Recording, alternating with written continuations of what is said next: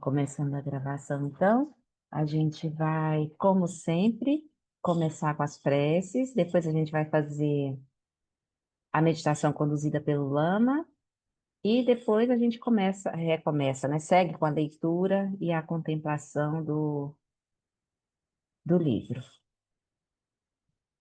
Vamos começar trazendo a nossa presença, repousando a mente nas sensações da respiração, para que a mente se pacifique, se tranquilize.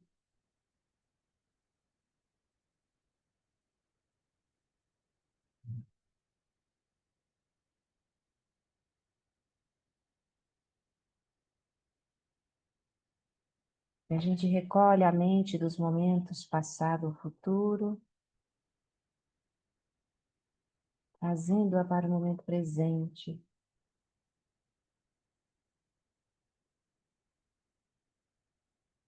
Nós nos lembramos da nossa motivação, da nossa aspiração, e trazemos da forma mais clara e vívida possível esse nosso desejo ao coração e à mente.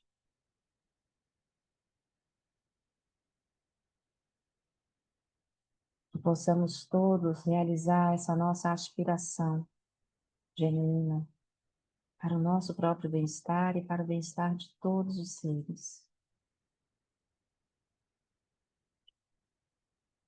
Então, nos conectando com a presença de Guru Rinpoche,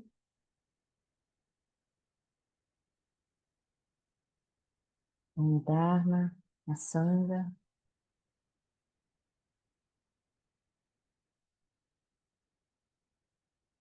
nós recitamos juntas a prece de 7 linhas.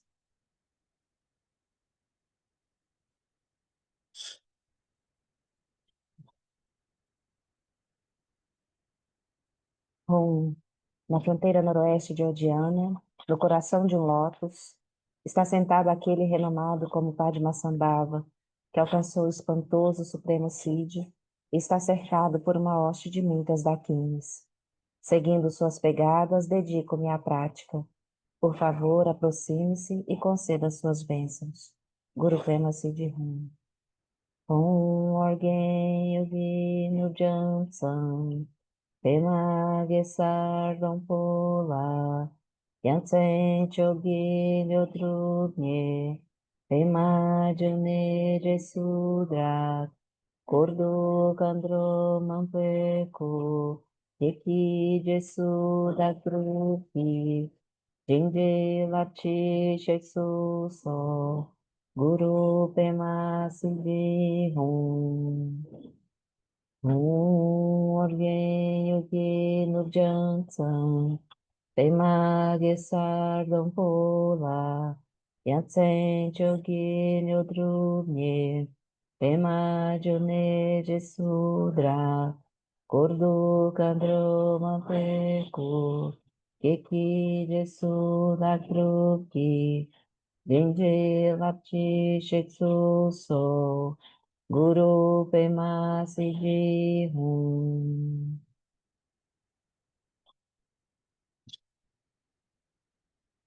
No Buda, no Dharma e na excelente Assembleia da Sangha, até que alcance a iluminação, neles eu tomo refúgio.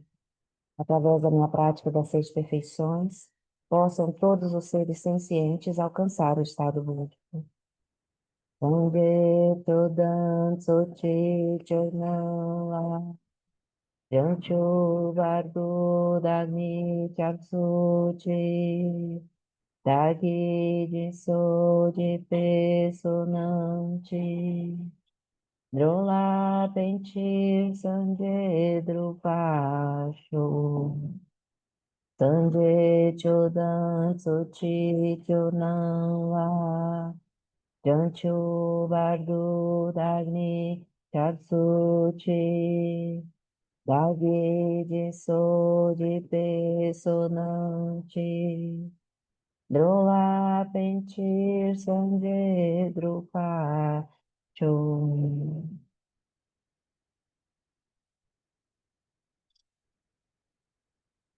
Agora, então, nós vamos seguir direto para a prática de meditação. Encontre uma postura de corpo confortável,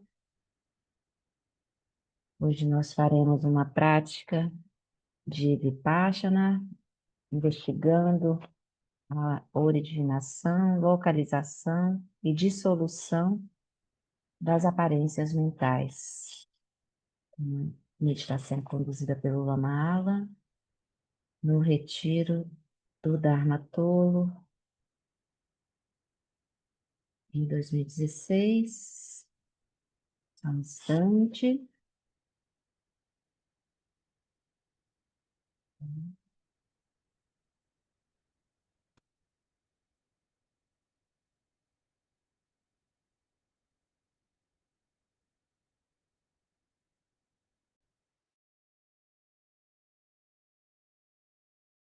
Hear the bell and breathe out. Relax, release.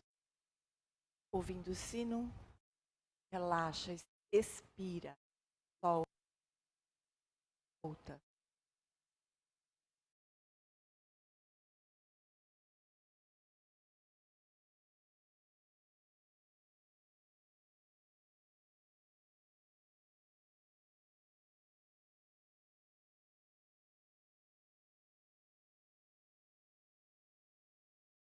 Step by step, settle your body, speech, and mind in the natural states as you've done before.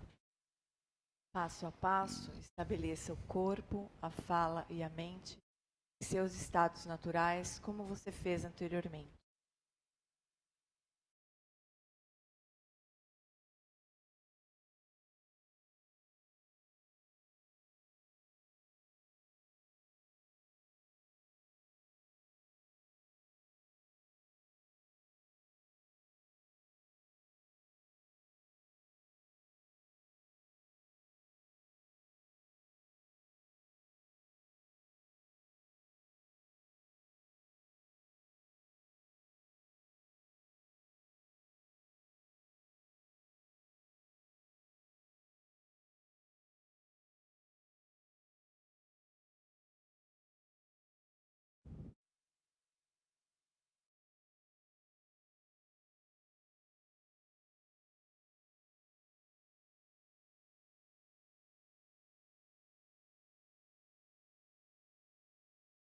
Let your eyes be softly open. Olhos abertos levemente. And for a little while, primarily rest your awareness right in its own place, still and clear. Por alguns instantes, deixe que a consciência repouse em sua própria base, clara e estável, Self-knowing. sendo a si mesma.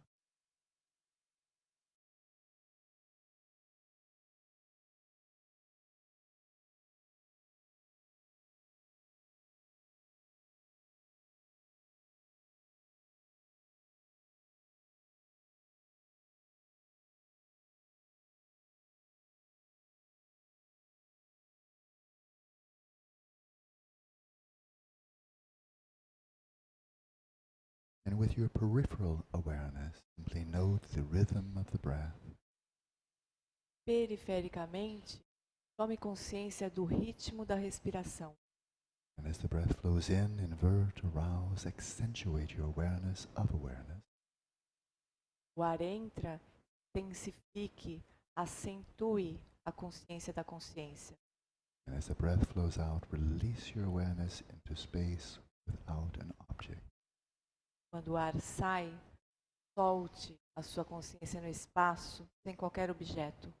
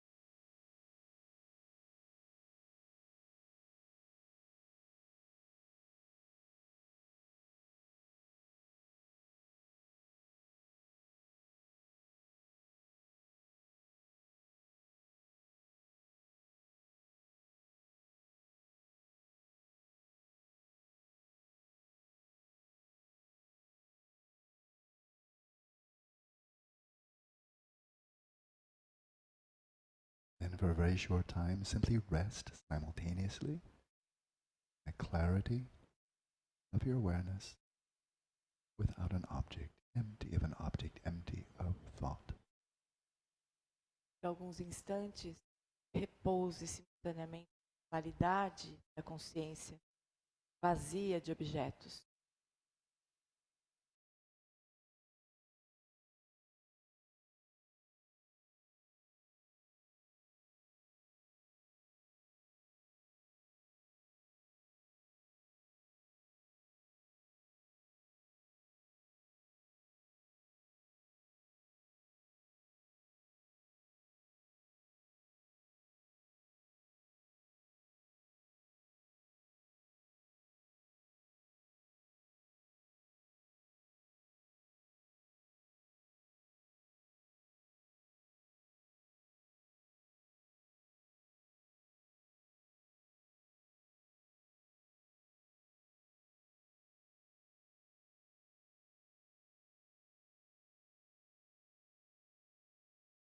Now we agree that thoughts emerge from the mind, emotions and desires, fantasies, feelings, memories. Agora nós acordamos de pensamentos, as imagens, como as emoções, os impulsos da mente. These are all displays of the luminosity of awareness. Todas as manifestações da luminosidade da consciência. But it is the mind that is the originator, the creator of these myriad displays of mental events. A mente que dá origem, que cria essas várias manifestações da luminosidade da mente.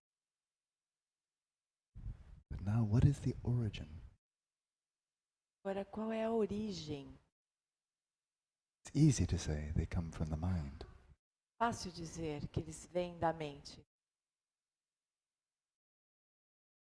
But what is the referent of the term mind? Mas qual é o referente do termo mente?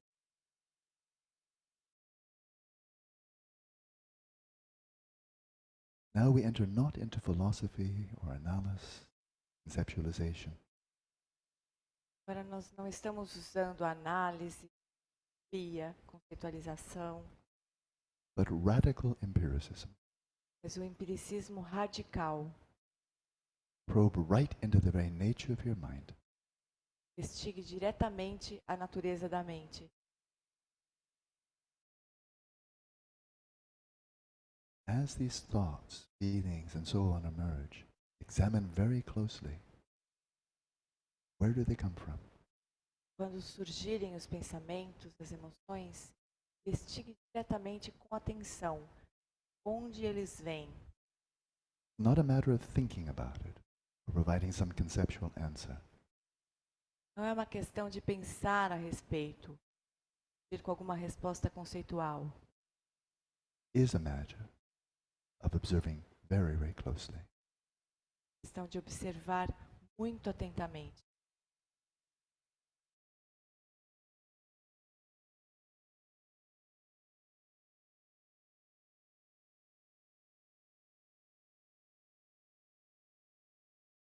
So don't suppress thoughts. Don't suppress any of the activities of the mind. Então não suprima os pensamentos, não suprima nenhuma atividade da mente, The creativity of the mind. criatividade da mente. But rather examine very closely. Em vez disso, examine bem de perto Where do these activities come from? de onde essas atividades provêm.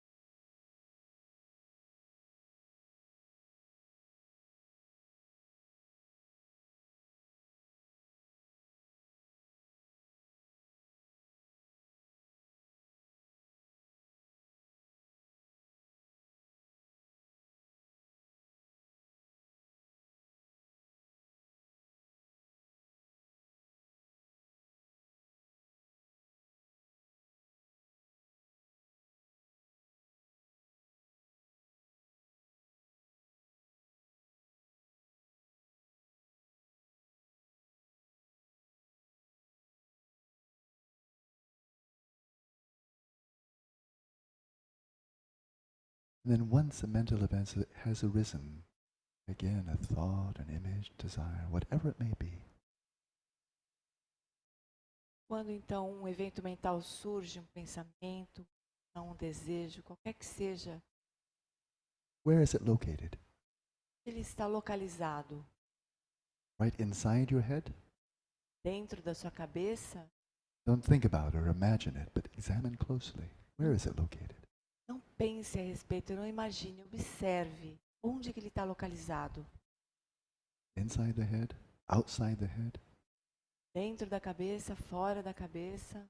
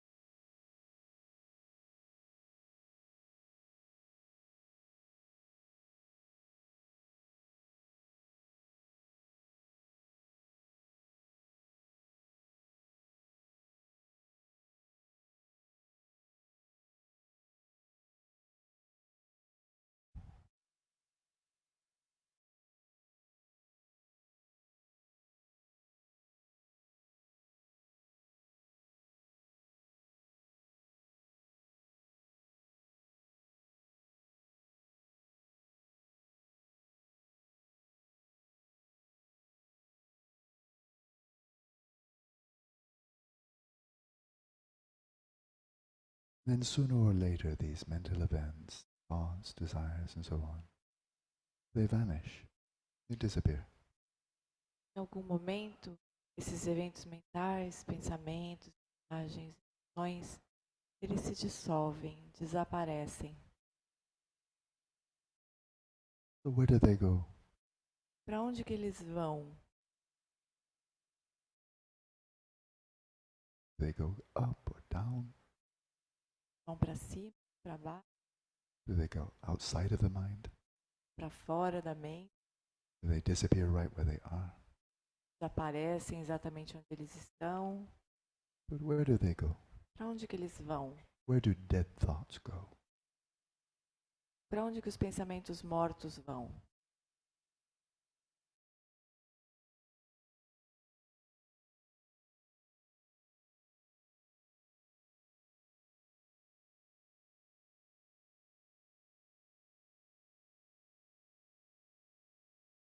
Not a matter of thinking about the question. Não é uma questão de pensar a respeito disso. It's a matter of very closely observing thoughts, and the dissipation of thoughts, and where they go. Observe atentamente os pensamentos e a dissipação desses pensamentos. Para onde que eles vão?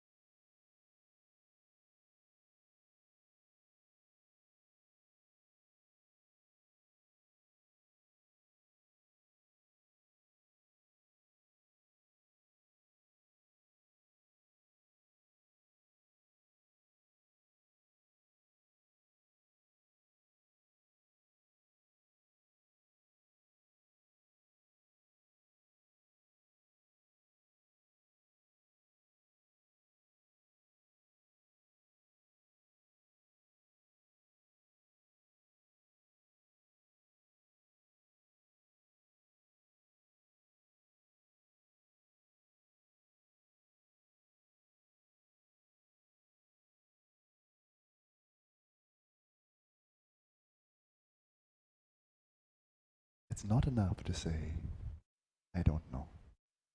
Não é suficiente dizer eu não sei. I checked, but I couldn't see where thoughts come from. Eu observei, mas eu não consegui ver de onde esses pensamentos vêm. I can't see where they're located. I can't see where they go. Consigo ver onde eles estão localizados, eu não consigo ver para onde eles vão. That's simply unknowing. É não saber, That's not an answer. não é uma resposta. Examine more closely. Então examine mais de perto. It's your mind, Essa and é it's for sua you to know. mente. É a sua mente, você pode saber. Do thoughts actually originate from someplace? Os pensamentos de verdade se originam da mente? Are they really located someplace? Eles estão localizados em algum lugar? And do they really go someplace when they vanish? Eles vão para algum lugar quando eles desaparecem? These are 3 points about which certain knowledge is indispensable on this path. Esses são os 3 pontos cujo conhecimento é indispensável para o caminho.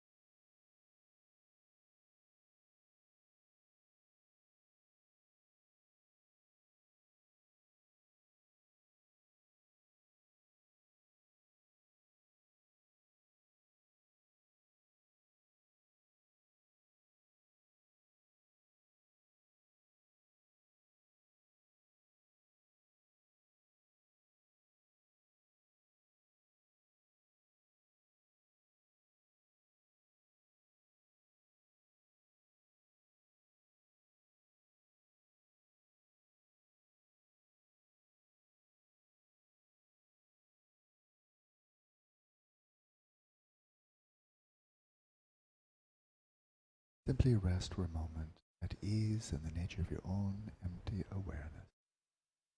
Para apenas repouse por alguns instantes à vontade, apenas na vacuidade da sua consciência.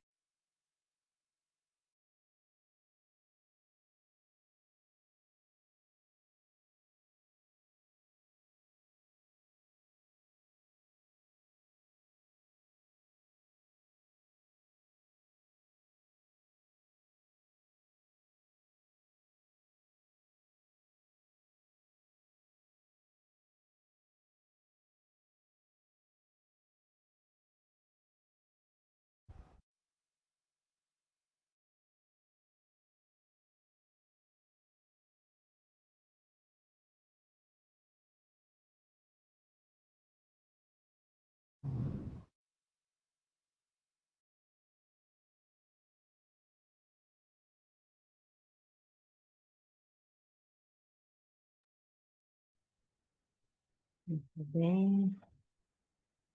Vamos retomando a interação aí, a net, na tela, com o ambiente externo. Nessa prática, cima do lama, acho que estava meio baixinho, a gente não escutou. Bom, eu pelo menos não escutei. Muito. Então, vamos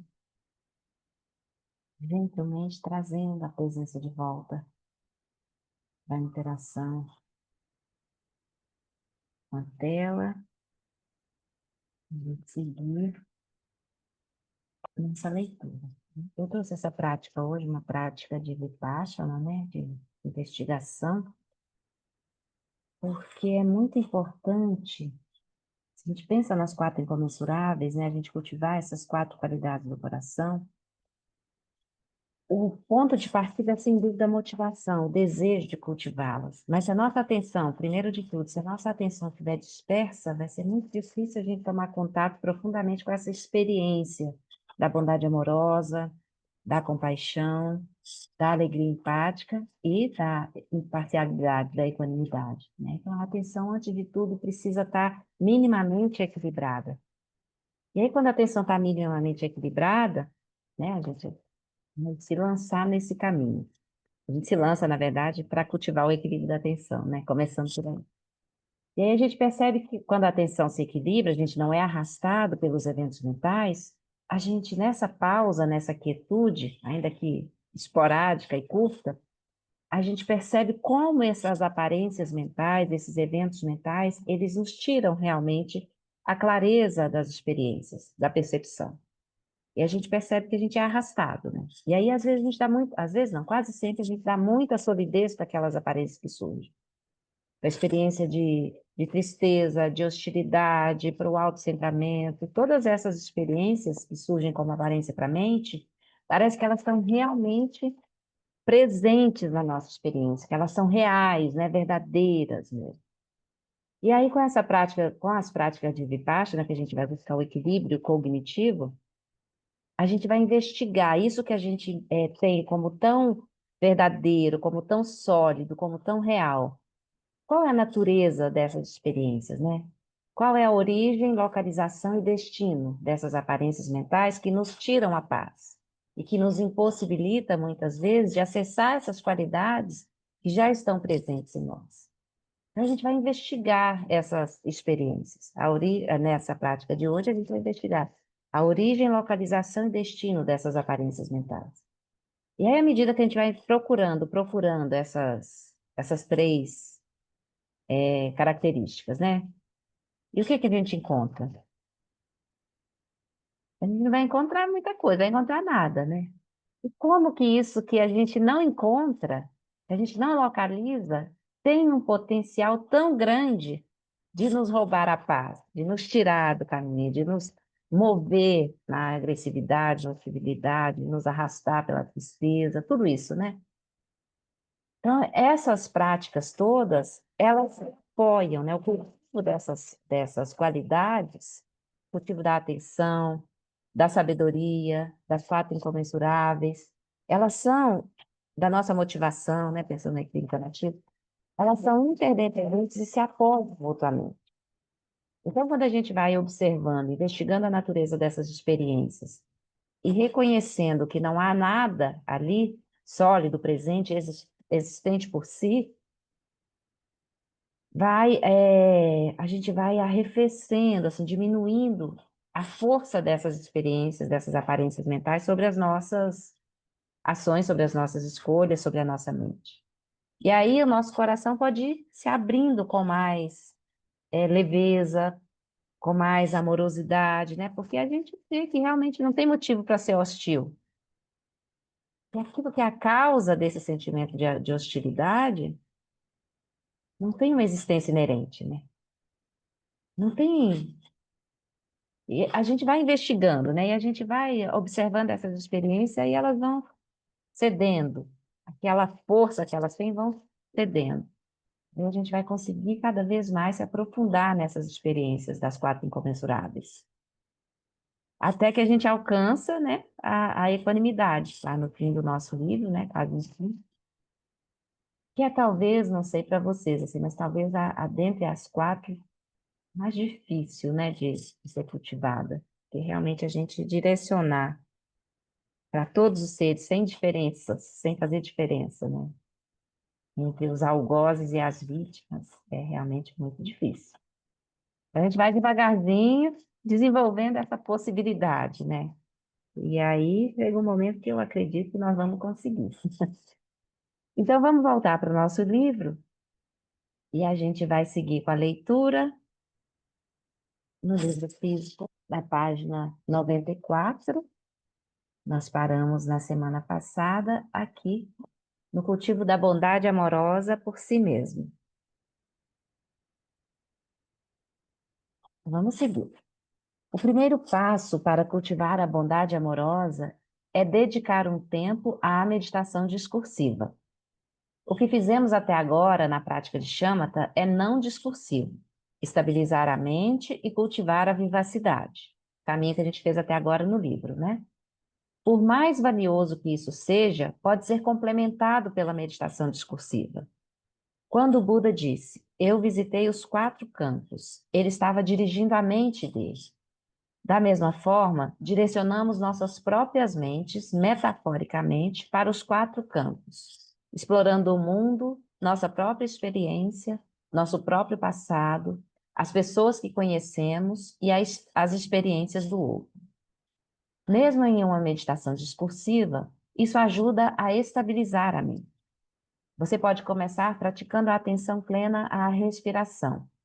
A postura não é particularmente importante, desde que você esteja confortável e estável.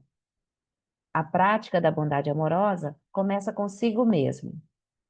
A bondade, no contexto budista, implica um desejo sincero de que a pessoa ou o ser senciente que trazemos à mente possa se sentir bem e ser feliz. Apenas isso. Sinta-se bem e feliz. Que os desejos e anseios dessa pessoa sejam realizados. Que essa pessoa possa encontrar a felicidade. Há infinitas boas razões para começarmos essa prática dirigida a nós mesmos, especialmente na cultura em que fomos criados. Pode ser que nem sempre seja apropriado, mas para nós, geralmente é. Lembra que na parte anterior desse capítulo, o Lama estava dizendo, né, falou da conferência do Marinac, perguntaram lá para o Dalai Lama se ficava tudo bem começar a prática dirigida para a gente mesma, né? Porque no Ocidente há um, um autocriticismo muito, muito grande, né? A gente não se vê merecedor da felicidade, todo esse processo.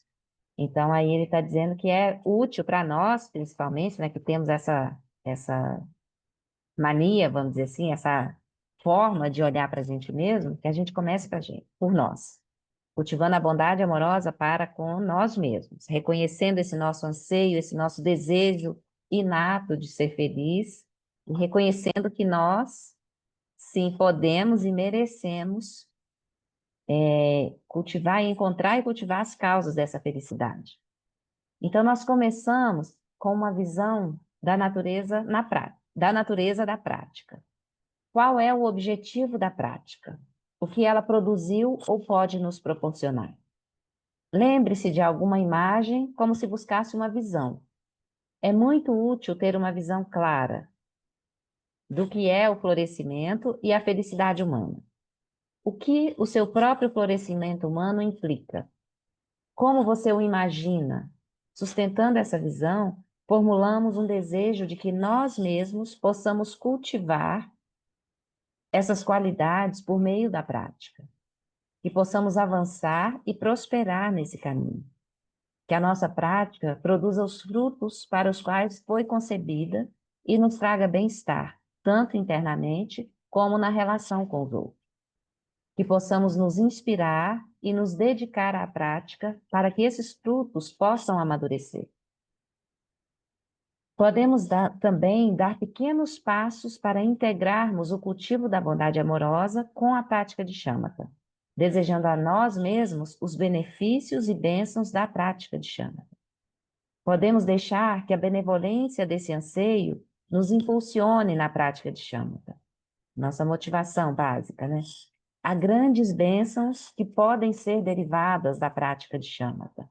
A quietude e a sensação de bem-estar que surge da mente, a liberdade da atenção, a sensação de que a mente está preparada para ser utilizada como desejarmos, em vez de nos sentirmos manipulados e maltratados por nossas próprias mentes. Que bênção fazer com que a mente seja um instrumento adequado e esteja a nosso serviço. Então, isso a gente vai alcançar na prática de Shamatha, né? Para tornar essa mente um instrumento adequado, nos possibilite cultivar o que nós desejamos, né? Florescimento humano, bem-estar genuíno. Nós também podemos cultivar a meditação na forma discursiva e investigar o papel do ódio no obscurecimento da bondade amorosa.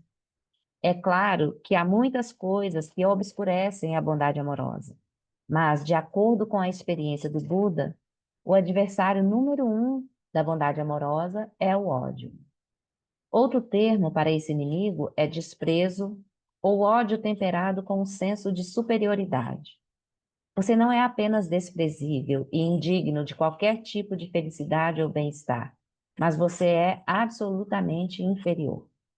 É o oposto mais distante da bondade amorosa que se pode imaginar. Sempre que ódio, malícia, desprezo e desdém estiverem presentes na mente, a bondade amorosa não estará.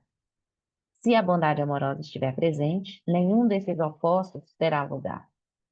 Um sonho, né, gente, que a mente de todos os seres pudessem agir com essa concepção, né, esse entendimento. Seria incrível, não teria guerra, não teria nada, né? Nenhuma dessas mazelas que a gente tem testemunhado e sobre as quais nós não temos um poder de ação direto, né?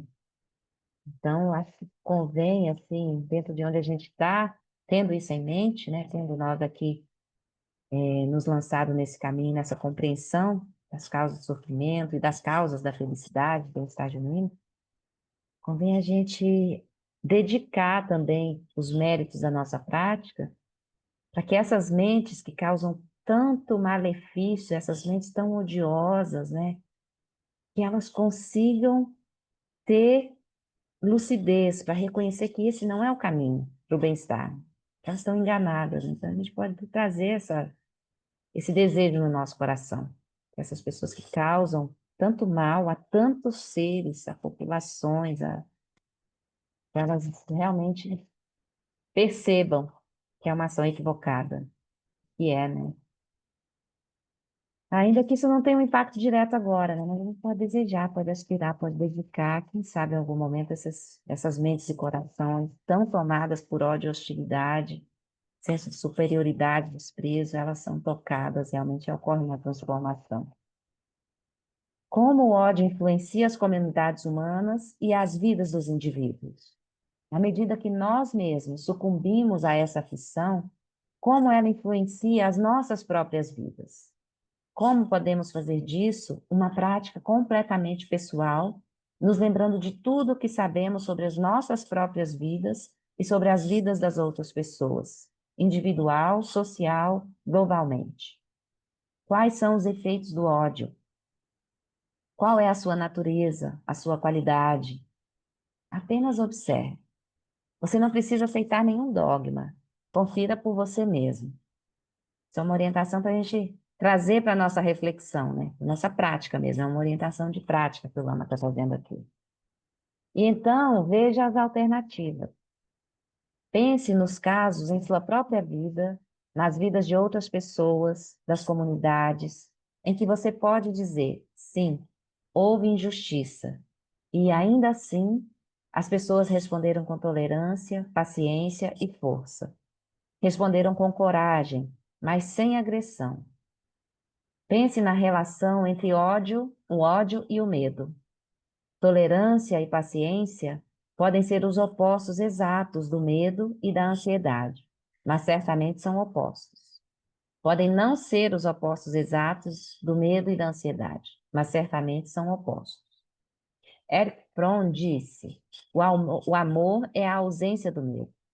E há muita verdade sintetizada nessa frase curta. Não há nenhuma fraqueza na paciência. É uma qualidade mental muito poderosa. Uma qualidade de força e coragem. E essa força destemida é a base para o cultivo da bondade amorosa. Refletir sobre isso prepara o terreno para uma proteção poderosa. Você pode permanecer nela como se fosse uma cidade murada, na qual a bondade amorosa pode ser cultivada com segurança.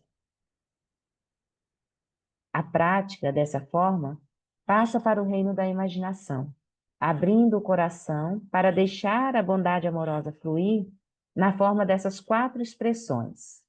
Que eu possa me livrar da animosidade, que eu possa me livrar das aflições, que eu possa me livrar da ansiedade, que eu possa me sentir bem e feliz. Concentre-se agora na primeira dessas 4 aspirações. Que eu possa me livrar da animosidade. Vamos expandir isso. Que eu possa me livrar da maldade, do ódio, da aflição, da raiva, da irritação, da violência e do ressentimento. Isso não implica passividade, muito menos simplesmente aceitar toda a adversidade e todas as ofensas. Implica, sim, uma liberdade dessa aflição da mente. Implica a liberdade de responder à adversidade com paixão, com energia, com poder, mas sem essa deformação do espírito humano. À medida que deixamos essa aspiração fluir, eu possa me livrar da animosidade. Lembre-se dos tipos de situações que no passado provocaram animosidade ou qualquer outra atmosfera de hostilidade. Então, passando do poder da memória para o poder da imaginação, visualize como você poderia responder a situações semelhantes no presente e no futuro. Mas agora, encontre essas situações com a força da paciência e livre da aflição da animosidade. Traga toda a sua criatividade, a sabedoria da sua imaginação e da sua memória. Então, isso a gente pode fazer, né, nesse momento, assim. A gente pode trazer na nossa mente uma memória de alguma experiência que a gente teve, passado distante ou no passado mais recente. Como é que a gente lidou com essa situação? Como é que a gente respondeu a isso? A gente respondeu com hostilidade, com agressividade? A nossa mente se estreitou e a gente foi tomado, né, pela função. Então, isso aconteceu numa situação que a gente não tinha outros meios hábeis com os quais lidar com uma situação hostil. Mas agora a gente pode olhar para tudo isso e abrir espaço, soltar, sem responder automaticamente. Então, nesse espaço de paciência e liberdade, a gente pode fazer outra escolha, de responder com sabedoria e desejar, principalmente desejar. Eu possa me liberar da animosidade, para que esse sentimento não esteja sempre presente e não se manifeste tão intensamente quando a gente se deparar com outra situação parecida com a que a gente já viveu e que despertava em nós hostilidade, agressividade, desesperança e tudo mais que for, né?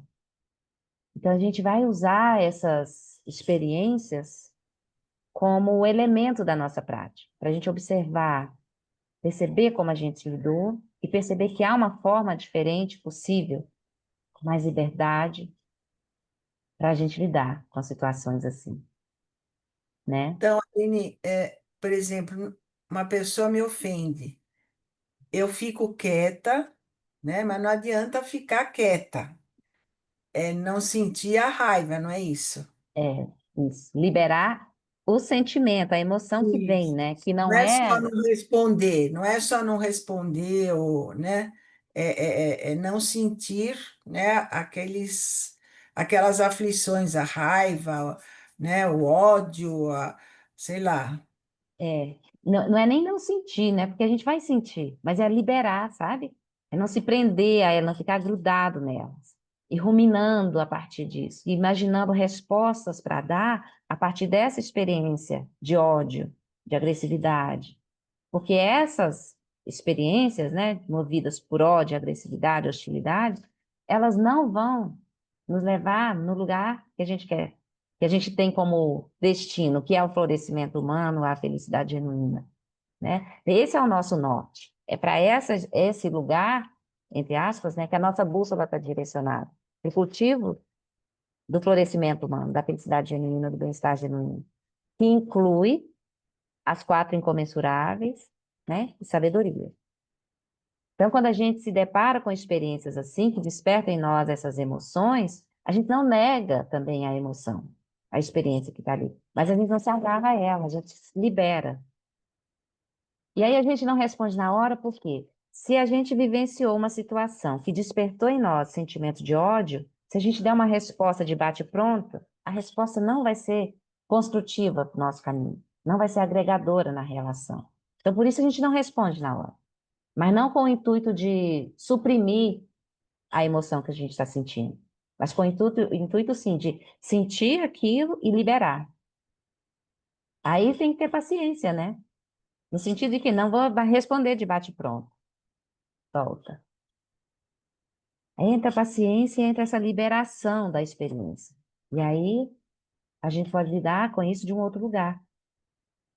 Aí a gente pode desejar, né? Aspirar aqui. Eu me libere da animosidade. A primeira frase, né? Seja livre dessa experiência, eu me libere da animosidade. É como nas quatro flores, né, do Eric, que a gente solta com o suspiro gentil, a gente solta essa experiência. E aqui é a mesma coisa. Quando a gente lembra e, e deseja isso para nós mesmos, é esse movimento que a gente está fazendo, soltar, não ficar preso à experiência.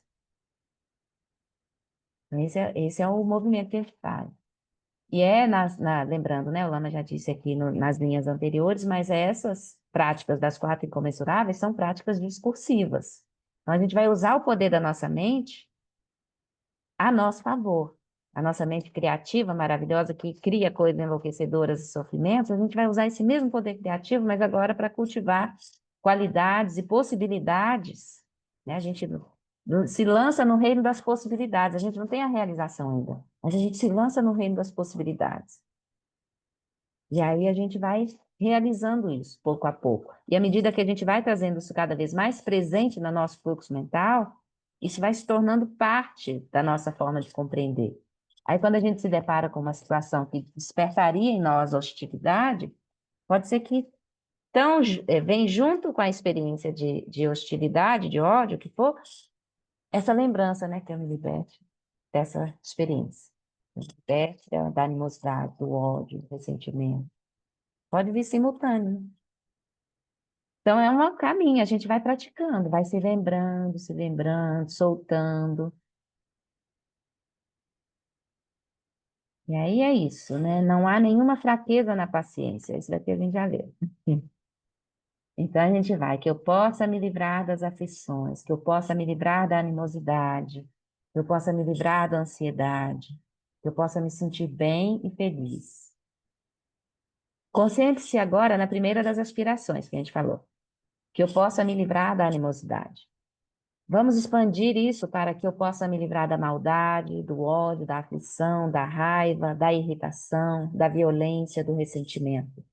Isso não implica passividade, muito menos simplesmente aceitar toda a adversidade e todas as ofensas. Implica, sim, uma liberdade dessa aflição da mente.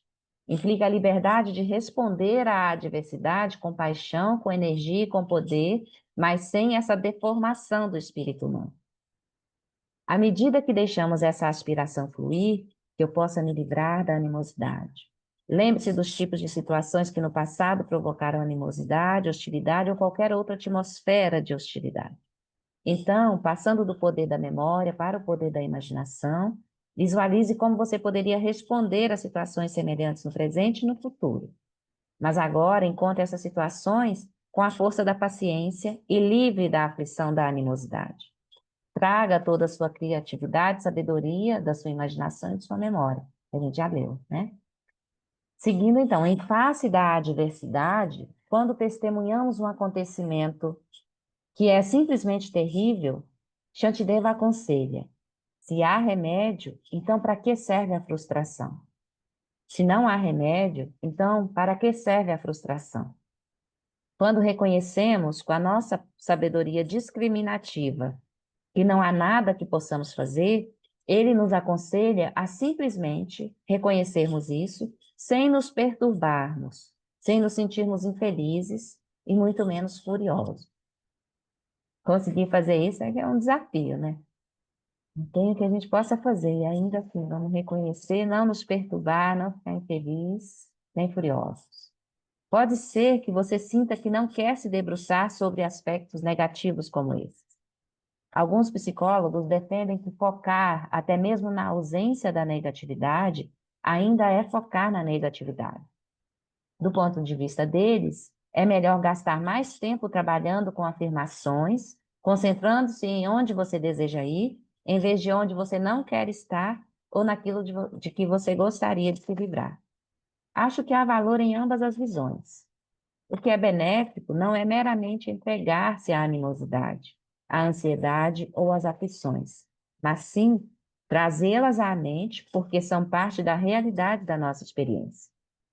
Vale a pena lembrá-las para imaginar em nossa própria experiência como seria responder à adversidade sem animosidade.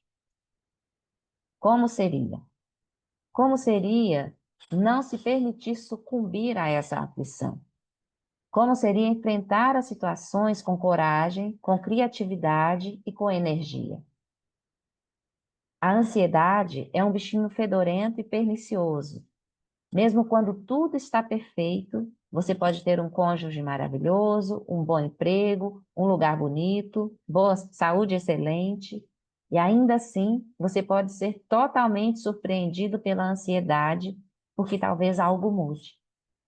Na verdade, tudo de fato mudará, o que faz com que sua ansiedade seja bem fundamentada. Portanto, há sempre boas razões para a ansiedade, mas a ansiedade é sempre uma doença. Nunca, em nenhum momento é útil. É apenas uma aflição. Como seria enfrentar a possibilidade de perigo, adversidade ou dor sem qualquer ansiedade? Por fim, que você possa se sentir bem e feliz antes do fim, né, gente? Então, aqui tem um aspecto muito interessante, que é como a Cris trouxe, eu comentei, né? A gente não vai negar a experiência. Porque negar essa experiência de animosidade, tristeza, essa aflição, a ansiedade, negar não faz com que elas desapareçam. O que vai nos trazer uma possibilidade de lidar com elas com mais sabedoria, com mais liberdade, né? É justamente reconhecê-las. Perceber que elas estão presentes, mas não nos agarrarmos com elas. Porque negar, a gente pode ser tomada por ela sem nem perceber. Eu tenho muita dificuldade, não com a raiva, nem essas coisas, eu estou, acho que, conseguindo trabalhar melhor, mas a ansiedade é uma coisa que me pega bastante.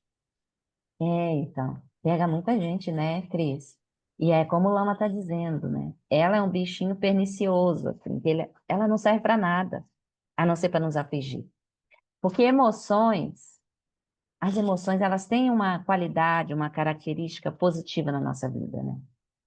A raiva, por exemplo, serve para se a gente está com sabedoria, ela pode nos trazer uma capacidade de ação, né? Um potencial de ação para mudar uma coisa que não é justa, para fazer alguma coisa para mudar a direção de Movimento, né? acontecimento. Traz o Isso, movimento.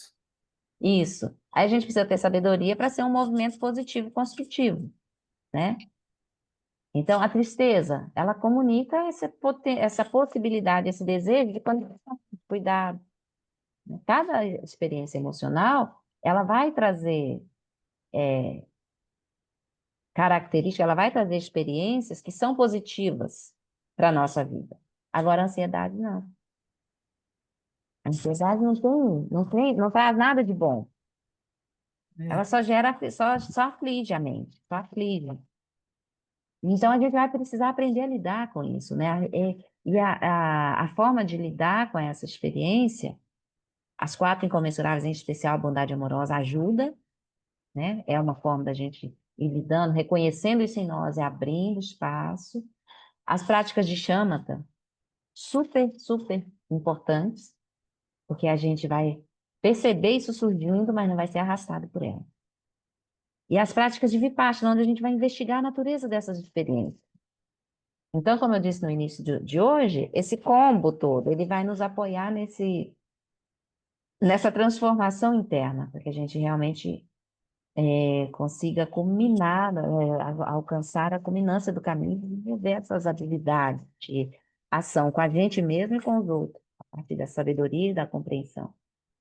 Mas é um caminho, a gente vai pouco a pouco trilhando ele, né, Cris? É importante, quando se perceber ansiosa, lembrar disso, né? Eu posso me liberar da ansiedade. Vai, traz isso como um mantra, né? E vai lembrando, lembrando. Eu me liberte das aflições, busquei no livro que está mais fácil. Que eu me liberte da ansiedade. Que eu me sinta bem e feliz. A gente vai usar isso como mantra. Mas é isso, a ansiedade realmente é isso. E ela é subjetiva, né? Quando a gente não percebe ela chegando, assim. A gente percebe, a gente já está nas garras dela, imaginando, elucubrando tudo que pode ser, e em geral, né? O que pode ser de ruim. E É como aí, ela fala, né? O Lama Alan, ela vem por trás, né? é, E te pega. exatamente, pega e arrasta, né? Então é isso, a gente vai aprender a reconhecer quando está presente e soltar, né? Aprender a soltar, esse é o aspecto mais importante. Por fim, que você possa se sentir bem e feliz. Brinque com a sua imaginação, com a sua criatividade e com as imagens mentais. Que você possa se sentir bem e feliz. O que isso implica? Isso é uma frase. Nós não estamos rezando para que uma frase se torne verdade. Estamos direcionando a mente, direcionando o nosso desejo. Que isso se torne verdade. Que assim seja. Qual é a visão que você tem do seu próprio florescimento? Isso é bem pessoal. Não há nenhuma fórmula. Está na sua vida dentro do corpo, na sua vida dentro do contexto de sua família, amigos, colegas de trabalho e meio ambiente. Dada a possibilidade de tudo isso mudar, qual é a sua visão do seu próprio florescimento? Traga isso à mente. Que tipo de pessoa eu seria se florescesse da maneira que desejo? Que tipo de pessoa eu gostaria de ser? A ênfase é bem subjetiva. Em tese, eu poderia ser feliz vivendo nos escombros da região centro-sul de Los Angeles, ou em um lugar magnífico no deserto. A questão principal é: o que eu levaria para essa situação? De que qualidades da consciência e de comportamento eu disporia se florescesse plenamente? Como poderia me sentir bem e feliz?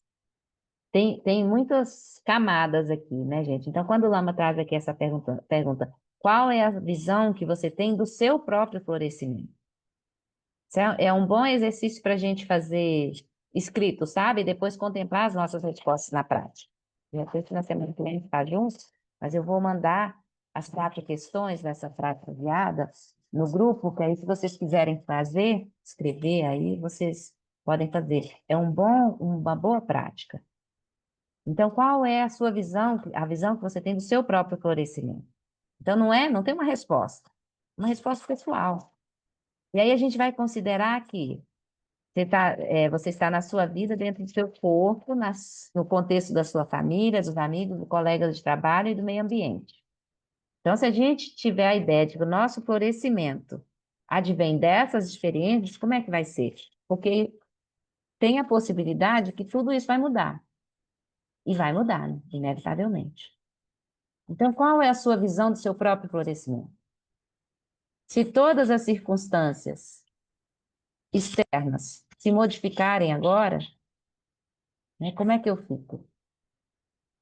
Como eu gostaria de ficar? Então, a gente vai trazer isso, porque isso tudo está contido nesse escopo do florescimento humano, do nosso próprio florescimento. Então, a gente vai trazer essas reflexões para a nossa prática, para a nossa análise, para a nossa investigação. Que tipo de pessoa seria se florescesse da maneira que desejo? Que tipo de pessoa eu gostaria de ser?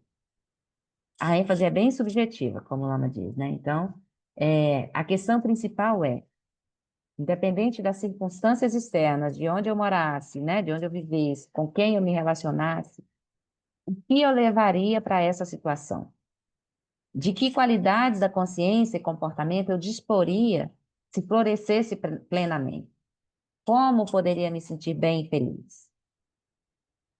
Por um lado, somos indivíduos e há uma continuidade à medida que nos movemos de um ambiente para outro, de uma comunidade a outra, de uma situação a outra. Por outro lado, também somos seres contextualizados. Não sou apenas um Alan Wallace. Sou um Alan Wallace californiano, em uma universidade, parte de uma família. Provavelmente, para a maioria de nós, não é verdadeira a afirmação de que somos simplesmente vítimas do meio em que vivemos. Em vez disso, de alguma maneira significativa, nós fizemos escolhas. O que significaria para mim florescer no contexto em que eu vivo? Como posso estar bem e feliz nesse ambiente que abraço e aceito? Como eu poderia florescer no momento presente? Muitas questões, né? Vai trazer reflexões bastante profundas. Aline, Sim, Anete. eu tenho feito vários retiros dele e ele sempre volta nessa questão do florescimento. Uhum. Vários retiros, várias meditações conduzidas, mas é muito difícil, não sei para outras pessoas, eu tenho muita dificuldade de saber como que é que eu poderia florescer. É muito difícil você fazer, eu tenho feito isso semanalmente, esse exercício, mas não consigo descrever o que que eu, sabe? Eu Uhum. tô presa nessa pergunta e não consigo ter a resposta. Isso te aflige? Eu fico sem saber como, eu não consigo imaginar o que seria o meu florescimento. Então eu não Uhum. consigo. Faz tempo que eu tô nisso, porque ele vem falando isso em vários retiros. Como eu falei para você, eu tenho feito os retiros, as meditações dos retiros. E Uhum. várias meditações ele vem com essa mesma pergunta. Faz muito tempo que ele vem fazendo essa mesma pergunta do florescimento. É, eu não, para mim não consigo, não é concreto. E não vai ser concreto mesmo, né? Mas não se preocupe em encontrar a resposta, sabe? Fica com a pergunta. Porque se surgir, porque às vezes não surgem resposta em forma de palavras, né? De palavras constituídas ou elaborações conceituais, assim. Às vezes a experiência vem no sentir. A resposta vem na experiência de sentir. Então, é uma questão profunda, não é uma questão superficial e teórica. Aqui, como o Lama está dizendo, é uma questão subjetiva e é profunda. Que a gente está falando acerca da nossa experiência mais profunda, no sentido da experiência interna, E a gente está falando também do reconhecimento de todo o nosso potencial, da Mas a potencial da gente nossa precisa natureza saber, búdica. mas, por exemplo, o que seria esse florescer, né? Aham. É isso, o que que seria esse florescer? Eu também não sei o que é florescer, né? Que é o que Aí, falou o Eric, né? Que você falou. Cada planta desabrocha num momento. floresce, né? É. Seu próprio tempo. Então, eu não sei nem o que que é florescer, né? Aqui a gente pode olhar para essa expressão assim do florescimento humano, que a gente vai ter sinônimos, sinônimos dentro do contexto, né, da psicologia ocidental, da filosofia. Então, o florescimento humano significa a mesma coisa de eudaimonia, se a gente for pensar em filosofia, né? É a mesma experiência, que é um ponto entre os extremos, né? É uma vida movida, guiada, direcionada, movida por virtudes, pensando na eudaimonia no contexto filosófico. O que nos move são as virtudes, mas as virtudes não só elas por elas, mas elas imbuídas de sabedoria. Então, por exemplo, a coragem é considerada uma virtude, mas a coragem sem sabedoria pode te colocar em risco de vida. Né? Então, esse é um aspecto. A gente pode considerar por esse lado, para a gente ampliar nosso escopo de compreensão. A gente pode considerar o florescimento humano como a própria realização da natureza búdica. Então, é uma experiência. É o florescer completamente, né? Enquanto nesse corpo humano. Que significa? Pode significar, mas nós vamos, cada um de nós, encontrar respostas dentro da sua experiência, né? A liberdade completa frente às aflições que nos movem. Liberdade completa significa uma mente estável, né, que não é arrastada pelas aflições que surgem, e sabedoria. São dois aspectos que estão presentes, né, nesse sabedoria, que é cultivada como? Com as práticas de insight. A gente reconhecer a natureza das experiências nossa, particular, né, de corpo, fala e mente, e da natureza de todos os fenômenos, reconhecer a realidade dessas experiências, a natureza da realidade dessas experiências. Porque a gente dá muita solidez para todas essas experiências, parece que elas são reais, e elas obscurecem o que há de mais valioso em nós, que é a própria natureza búdica, no contexto do budismo. E a natureza búdica, ela é imbuída o quê? Das 4 incomensuráveis, das 6 paramitas e sabedoria. Sabedoria está nas 6 paramitas. Então, quando a gente floresce completamente, é a própria realização do caminho. A gente pode ver dessa forma, né?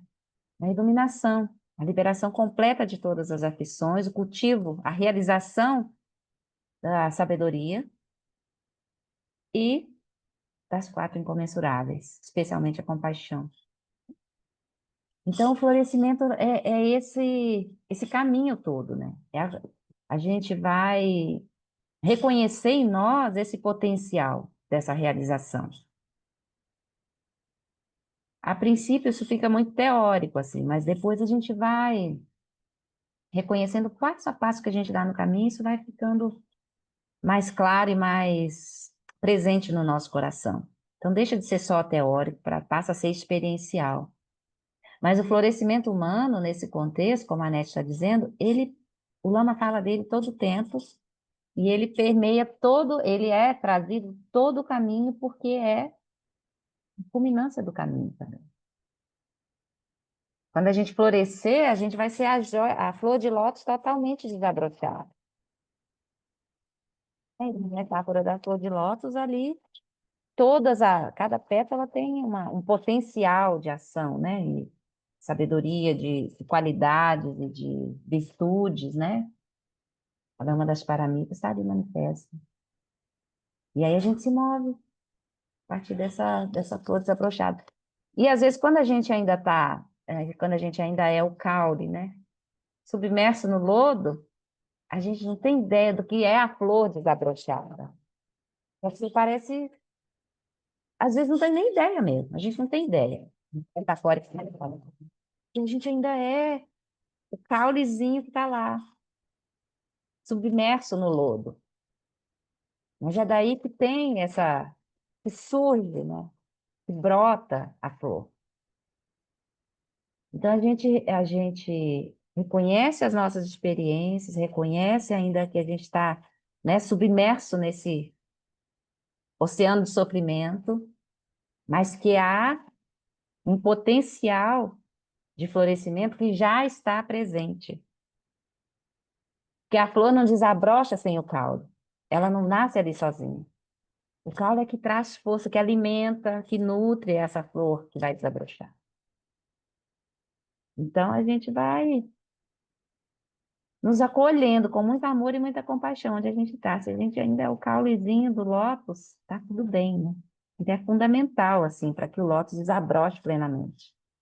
A gente vai nutrir, vai sugar todos os nutrientes, tudo que é preciso para que essa flor ela seja realmente linda, né? Maravilhosa. Mas é isso, Anete, querida, eu acho que a gente serve muito ficar com a pergunta, sabe? Deixa seu coração repousar com só com essa expressão, assim. Deixa isso presente no seu coração e na sua mente.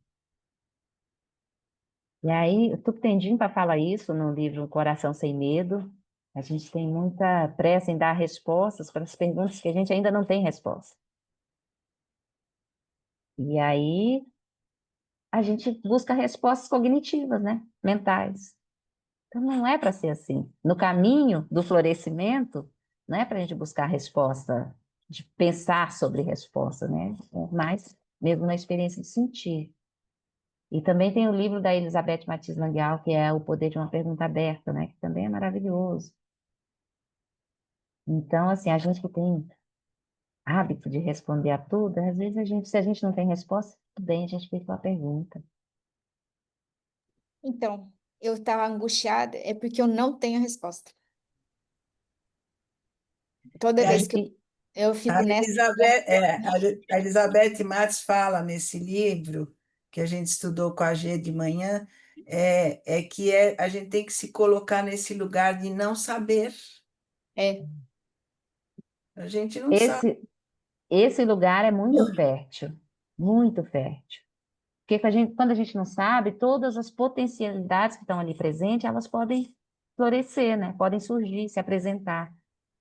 Quando a gente tem muita certeza, a gente não está aberta a todas as possibilidades. Mas às vezes é angustiante. Mas lembra, assim, dos professores, né? Autênticos e maravilhosos que já nos disseram em livros, em palestras, em retiros, para a gente ficar com as perguntas. Se a resposta não surgiu, não buscar assim com afinco demais, persistentemente, né, como se tivesse que encontrar. Não, porque não tem que encontrar nada. As perguntas servem para mover nosso coração e mente nesse processo de se descobrir, de se perceber e de se transformar, né? Então vai nesse processo, fica com a pergunta. Se sentir angustiado demais, quiser chorar, você me liga, a gente chora junto. Ai, gente, a gente, assim, é muito difícil, né? Porque o caminho é realmente maravilhoso, mas ele é muito profundo. E a gente, na maioria das vezes, a gente não tem resposta mesmo para as questões. E às vezes a gente pensa que tem, mas aí depois que a gente vai, caminha mais um pouco, e aquela pergunta surge de novo, a gente percebe que aquela resposta que a gente tinha tem nada a ver, o negócio é mais profundo ainda. E aí depois, não, agora parece que eu tenho a resposta, mas agora eu não tenho. Eita vida, será que eu regredi ou será que eu avancei? Nada e essa nada, né? é outra angústia, sabe? Às vezes eu passo um períodos que parece que eu fui. Aí parece, eu tô no período do retorno. Eu voltei tudo para trás. É algo assim esquisitíssimo. Aí dá um certo cansaço, porque você vai e volta para o mesmo lugar, ou às vezes volto lá atrás, sabe? É, é estranho esse processo essa caminhada. Às Eu vezes você tinha, fica sem saber se você está fazendo certo. Hoje mesmo com o Eric, ele estava falando justamente, se você não está avançando, é porque você não está meditando. Então, eu acho que eu estou numa fase que não estou meditando, porque apesar de eu fazer diariamente, eu não acho que eu estou avançando, sabe? Uhum. Eu acho que eu É, parei. ó, tem muitos aspectos para observar, né, Anete? Isso, assim, faz parte do nosso caminho. Essa sensação de avançar e depois ter um retrocesso. Realmente, quando a gente diminui a prática, a sensação do retrocesso é real, porque a gente está praticando, né? Então, quando a gente avança em praticar, esse é um ponto. Se você está praticando todo dia, observa como está a sua mente quando você está praticando. Se você está só cumprindo o horário da meditação, ou se você está realmente meditando. O Lama Alan, Lama Alan fala disso frequentemente, o Eric também já falou, não vou me lembrar em qual data específico, mas também já falou. A gente está ali meditando realmente ou está só ali parado, esperando tocar o sino? E a mente está divagando. Porque quando a gente se perde do objeto da meditação, a gente não está mais meditando. Então, esse é um aspecto. E aí, se a gente não está conseguindo fazer a meditação formal no momento, a gente pode fazer de outra forma, caminhando, no contato com a natureza, contemplando, né? Sei lá, um horizonte distante, como também os professores orientam, abrindo o espaço, contemplando o espaço externo para trazer para a gente essa dimensão de espaço interno. Tem formas úteis, assim, que nesses momentos que a gente não sente que a meditação na almofada não está caminhando, não está avançando, a gente pode usar esses outros meios, soltar um pouco. Senão isso é angustiante, aí torna um obstáculo no caminho. Como o Lama falou lá no início, no capítulo 2 ou 3 do livro, desse livro. A gente solta um pouquinho. Às vezes é preciso dar um tempinho ali, reconhecer e abrir espaço, fazer outra coisa, abrir espaço na mente, contemplando assim outras experiências, né?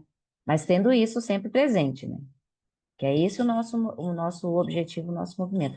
Outro ponto é se há um anseio muito intenso de chegar em algum lugar que gera essa angústia, ansiedade, angústia, traz a sensação de não estar chegando em lugar nenhum.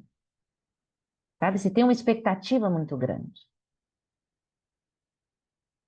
E aí, às vezes, uma expectativa muito grande obscurece a nossa percepção daquilo que a gente está caminhando passo a passo. Às vezes o passo parece mais longo, às vezes parece passo de formiga. De formiga não, que é ligeiro, né? Sei lá, de tartaruga. Então, a gente precisa olhar com muita verdade, mas com muita bondade amorosa, muito amor e muito autocompaixão, assim. E aí também tem outro aspecto. A gente lembrar, se a gente não tem um professor que nos orienta diretamente, quando a gente é orientado pelos ensinamentos do Lama Alam, pelos ensinamentos do Eric, né? Mas a gente não tem um contato direto com eles, mas a gente tem a Sangha, né? Que é uma joia preciosa também, que nos apoia. Então, às vezes, quando surgem obstáculos assim, a gente pode pedir ajuda para quem já está uns passos adiante no caminho, né? E aí a gente se apoia mutuamente. Então, é isso que acontece. Então, isso serve para mim, serve para vocês todas, né? Assim, se a gente sentir que tem alguma coisa que conversa um pouquinho, né? Abre o coração. Não é buscando resposta, porque às vezes nosso amigo, nosso irmão do Dharma não vai ter resposta, mas às vezes só ouvir a experiência da pessoa também ajuda a gente a abrir mais o espaço interno para a gente seguir avançando. Mas isso com muita autocompaixão e muita bondade amorosa. Vamos seguir para o último parágrafo desse subtítulo. Mesmo enquanto estamos no momento presente, estamos em movimento. Por isso, é útil trazer alguns ideais para a meditação.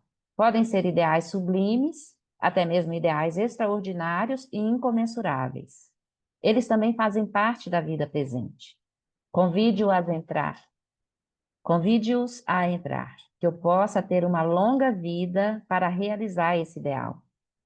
Essa também constitui uma parte muito rica da prática de bondade amorosa dirigida a si mesmo. A gente vai começar nos lembrando da nossa motivação. É o ponto de partida aqui. A gente vai começar lembrando da nossa motivação. E aí a gente vai se lançar no caminho. Qual que é o nosso desejo, nosso anseio? A gente se lança no caminho com isso. E aí a gente vai trazer, quando a gente se lançar no caminho, nós vamos perceber surgindo toda essa gama de aflições, de dificuldades, tudo isso, né? E aí a gente vai lançar a mão desse mantra praticamente, né, para lembrar de nos acolher quando esses obstáculos surgirem. Que eu possa me libertar da animosidade, que eu possa me libertar das aflições, que eu possa me libertar da ansiedade, que eu me sinta bem e feliz. Trazer essas frases da nossa prática, antes da gente começar, trazendo muito presente no nosso coração e nossa mente a nossa motivação. Depois nos lembrando disso, né? Trazendo essas frases para a gente mesmo. E aí, então, a gente faz a nossa prática de chama, de vipassana, ou o que for. E aí a gente se lança no caminho dessa forma. E aí, por fim, a gente vai se lembrar disso, né? A gente tem esse desejo muito verdadeiro, muito presente no nosso coração e nossa mente. Mas para a gente realizar esse desejo do florescimento, não é uma coisa tão simples que eu faço de hoje para amanhã. Então, que eu tenha, sabendo que a gente tem essa vida humana preciosa, né? A gente encontrou o Dharma, que a gente tem tempo disponível para praticar. A gente traz essa aspiração, que eu possa ter uma longa vida para realizar, para conseguir realizar esse ideal. E a gente traz isso para o nosso coração e nossa mente. Isso nos ajuda, nos apoia no caminho, no caminho da realização do florescimento. Não é isso, acho que por hoje tá bom, né? Tudo bem, Anete? Mônica? Cris saiu, acho que ela foi lá ver qualquer coisa. Então vamos dedicar os méritos do nosso tempo juntos, do nosso estudo, da nossa reflexão. E esse tempo, refletindo, contemplando os ensinamentos, eles sejam, os méritos desse tempo sejam depositados na nossa conta, que eles se tornem virtudes e possibilidades de a gente avançar no caminho com sabedoria, compaixão, bondade amorosa, alegria e de forma equânime. Que os méritos também se expandam, sejam direcionados a todos os seres, que assim como nós, vivenciam sofrimentos e aflições. Que nós e todos possamos ser livres da animosidade, das aflições, da ansiedade, que nós e todos os outros seres possamos nos sentir bem e sermos felizes. Por esta acumulação de méritos, possa eu obter a onisciência que tudo vê e possam todas as falhas ser superadas. Que do turbilhão de ondas revoltas do nascimento, velhice, doença e morte deste oceano do Sansara, possa eu liberar os seres. Por essa virtude, possa eu rapidamente realizar o Lama de Odiana e possa eu conduzir todos os seres, sem exceção, a esse estado de realização. Eu adene o Dudá, o Lama do Gume, do Atike Malupá, Dei Sala de Paz, Muito bem, muito obrigada pela presença, pela companhia. Qualquer coisa a gente se fala, tô por aqui, tá? Se precisarem.